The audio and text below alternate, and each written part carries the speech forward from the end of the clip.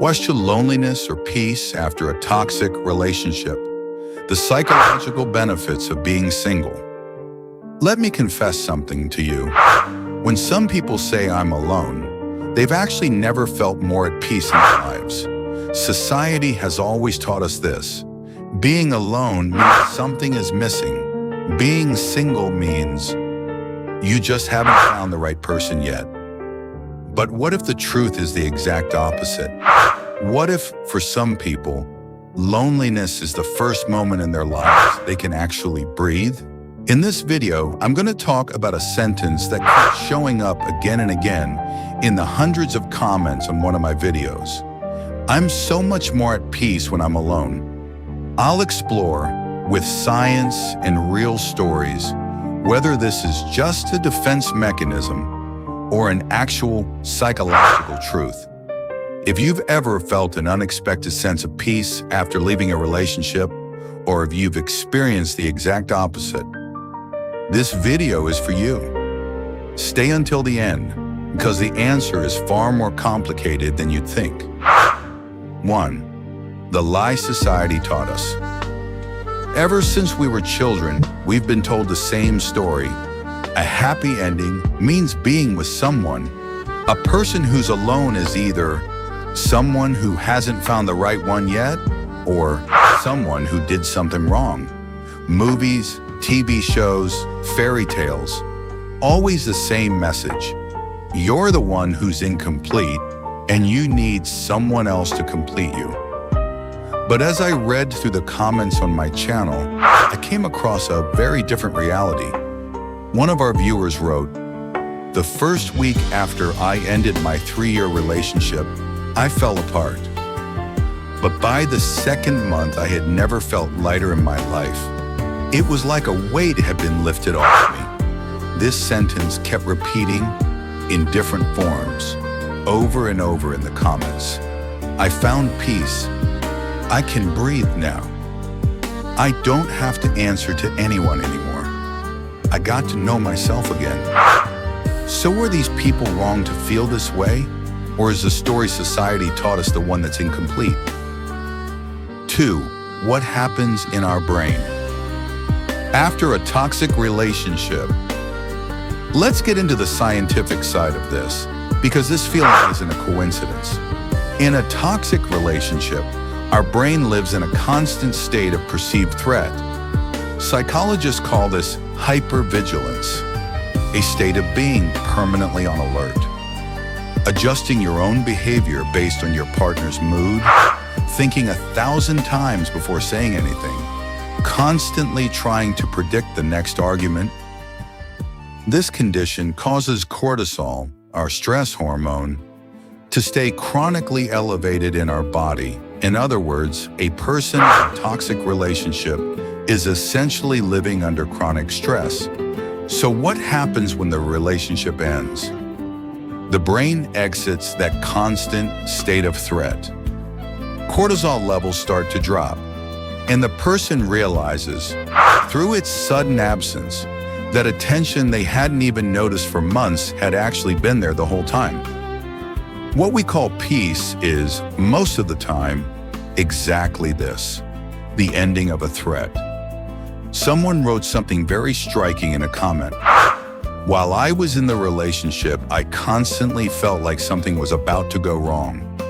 After we broke up, I realized that constant tension I had been living with wasn't normal at all." This is a genuine defense response of the human brain. This isn't loneliness, it's safety. 3. The difference between loneliness and being single. But here we need to make an important distinction, because being lonely and being single are not the same thing. Loneliness is feeling disconnected, feeling unseen, unheard. This can happen to someone who's married just as easily as to someone who's single. Being single, on the other hand, is simply a relationship status. And psychological research shows that a large number of people actually feel the most lonely while they're inside a bad relationship. Think about it. Someone is right there next to you, but they don't understand you. Someone is right there, but they're focused on their own needs, not on you.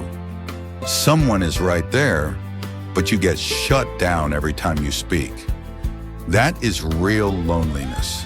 Not being physically alone doesn't mean you're not emotionally alone. According to research, a significant portion of people in relationships describe themselves as emotionally lonely. In other words, having someone next to you doesn't save you from loneliness if that person doesn't actually see you. That's why some people, when they leave a relationship, aren't actually becoming lonely. They're simply seeing a loneliness that was already there, more clearly than ever. And strangely enough, that clarity brings peace, because you're no longer lying to yourself. 4. The scientific benefits of being single. Now let's get to the part you're actually curious about. Are there proven benefits to being single? First, rediscovering yourself. While in a relationship, we often shape parts of our identity around the other person. Being single offers a chance to rediscover those lost parts of yourself.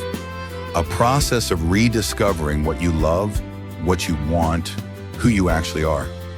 Second, improved emotional regulation. Research shows that people who spend time single learn to manage their own emotions without depending on someone else. This leads to healthier relationships in the long run. Third, stronger social connections. While in a relationship, the time set aside for friendships often shrinks. While single, people tend to invest more time in friendships and family, and those bonds grow stronger. According to some research, strong social bonds can even be a greater source of happiness than a romantic relationship. Fourth, rebuilding self-respect. Especially for someone coming out of a toxic relationship, the single period becomes a space to rebuild self-respect. No one is putting you down. No one is constantly questioning you. It's just you and your own thoughts.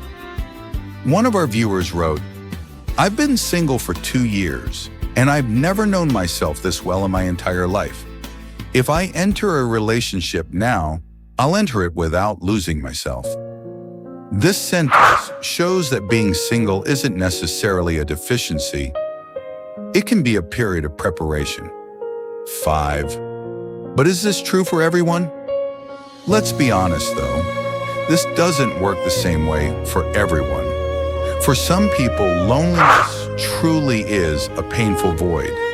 And dismissing that by saying, "You just haven't healed yet," isn't right either. Everyone's process is different. What matters is this: running into a relationship to escape your loneliness versus consciously choosing to be alone because you're at peace with yourself. These are two completely different things. The first is trying to fill an emptiness. The second is not needing anyone because you're already full. And that's what real health looks like. Being able to enter a relationship not out of "I need this," but out of "I want this, but I don't need it." That's where real peace begins. Closing. Maybe while watching this video, you found yourself thinking about your own story. Maybe you left a relationship and felt an unexpected sense of peace, but you couldn't tell anyone because you'd been taught that being alone is a bad thing. Or maybe it's the opposite.